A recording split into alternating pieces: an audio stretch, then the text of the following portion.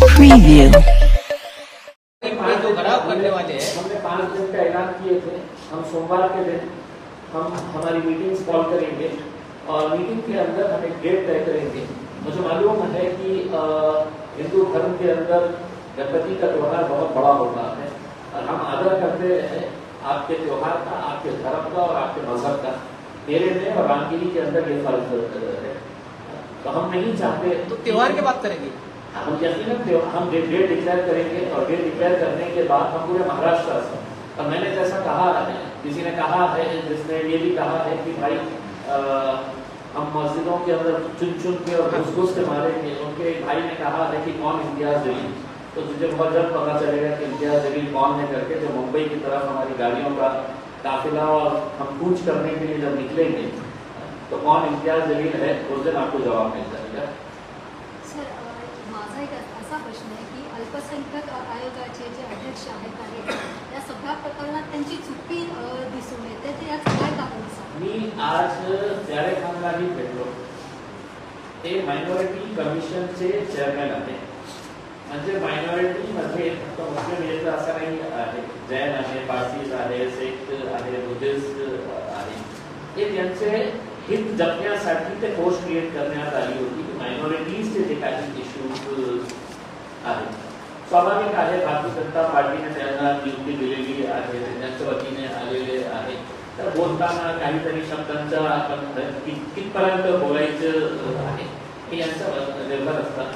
पण मी त्यांना भेटून हेच प्रश्न विचारला की आता मुस्लिम समाजावर इतका अत्याचार होत आहे, ओपनली असे धमक्या देण्यात येत आहे, ते राणेचा जे मुलगा आहे ते पोलिसांच्या पत्नींच्या बाबत ही कशा प्रकारचं आश्रय करतो आणि दर सभेमध्ये जाऊन असं वाटतं की त्याच्या समोर काहीही मुद्दा राहिलेला नाही आहे आणि जे स्वतःचं संरक्षण करू शकत नाही, स्वतः 6 गाड्या बाउन्सर्स आणि पोलिसवाले घेऊन फिरतात, तो म्हणतो की मला हिंदूंचं रक्षण करायचं आहे। कुणासोबत तू तुझा स्वतःचं रक्षण करू शकत नाही, तू हिंदू समाजाचं काय रक्षण करणार आहे, काय संरक्षण देणार आहे?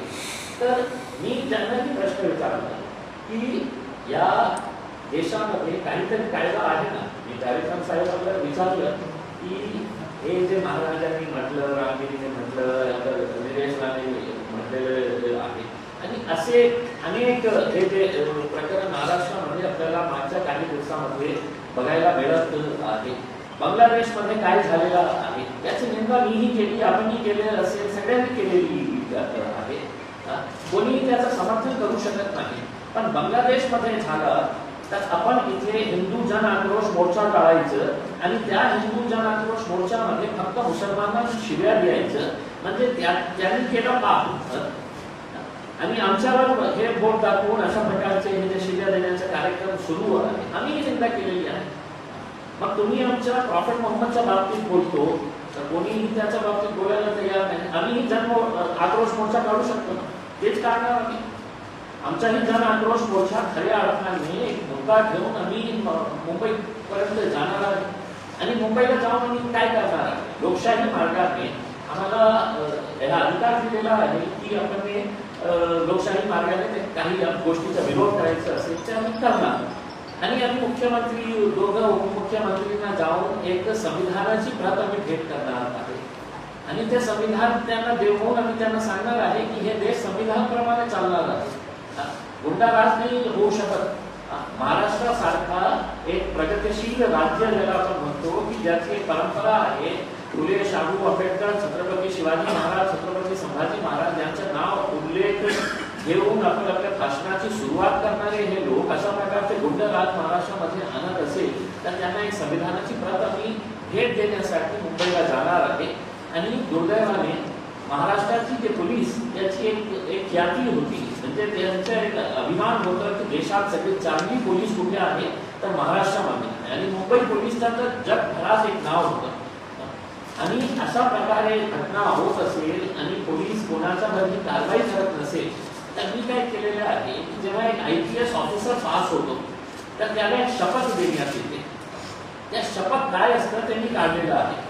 आता त्याला फ्रेम करून मी IPS ऑफिसरला देणार आहे की साहेब आपण विसरले असेल की आपण जे IPS ची भरती घातली होती जेव्हा तर आपण एक शपथ घेतली होती की इम्पार्शियल आपण कशा प्रकारे आपला कर्तव्य बजावणार आहे ते तुम्ही विसरलं असेल फक्त राजनैतिक दबावामुळे, तर काय उपयोग आहे त्या वर्णीचा?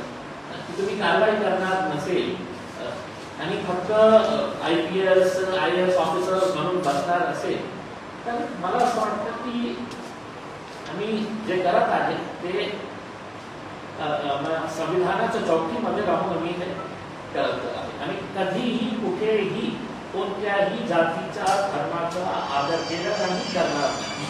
सर, विदर्भ में एंड स्पेशली नागपुर डिस्ट्रिक्ट में कितने सीट्स पे रिव्यू किए हैं और हम कितना एक्सपेक्ट कर सकते हैं, कहाँ पे फील करेंगे? देखिए, एक बात आप ये समझ लीजिएगा, हमने महाविकास आघाड़ी को हमने प्रस्ताव दिया है जी, और बहुत संजीदगी के साथ किया है हमने, क्योंकि हमें मालूम है कि इस राज्य के अंदर इस बार तो भारतीय जनता पार्टी, एकनाथ शिंदे और अजित पवार साहब की सरकार नहीं आना चाहिए, क्योंकि किसी के भी हित में नहीं है, न किसानों के हित में है.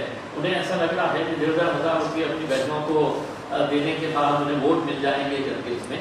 तो उनकी बहनें भी बहुत होशियार है कि इतने सालों के बाद लोकसभा का इलेक्शन आने के बाद उनकी नजर अपनी बहनों के ऊपर पड़ी कि अरे मेरी बहनें भी है इतनी सारी, तो इनको 1,500 रुपये जो, तो ये 1,500 रुपये जो दे रहे हैं ये सौदेबाजी कर रहे थे कि भैया हम पैसा देंगे तुमने हमको वोट देना. और उनके बहुत सारे नेताओं ने, मैं नहीं कह रहा हूँ, उनके बहुत सारे नेताओं ने, उनके आवारोपी का एक नेता है उसने बोला कि नहीं तुम तो पैसे परत काढणार.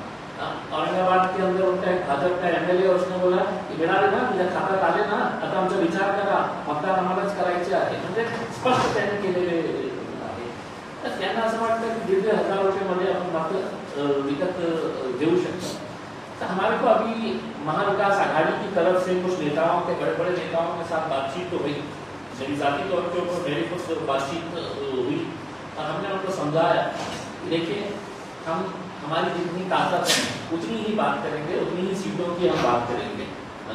अगर हमारी 25 सीटों के ऊपर हमारी ताकत है तो हम 25 की बात करेंगे. हम ये नहीं बोलेंगे कि आपको हमको 100 सीटें दे देंगे उसमें. लेकिन अगर आप हमको नहीं लेते हैं तो आप हमको एक मैसेज दे रहे हैं, पूरे महाराष्ट्र को मैसेज दे रहे हैं कि हम आपको इस वजह से नहीं दे रहे हैं कि इनकी कोई ताकत महाराष्ट्र के अंदर नहीं है. जबकि हकीकत ये है कि अंदर से वो भी जानते हैं कि MIM का एक फिक्स वोट बैंक अपने तौर के ऊपर है.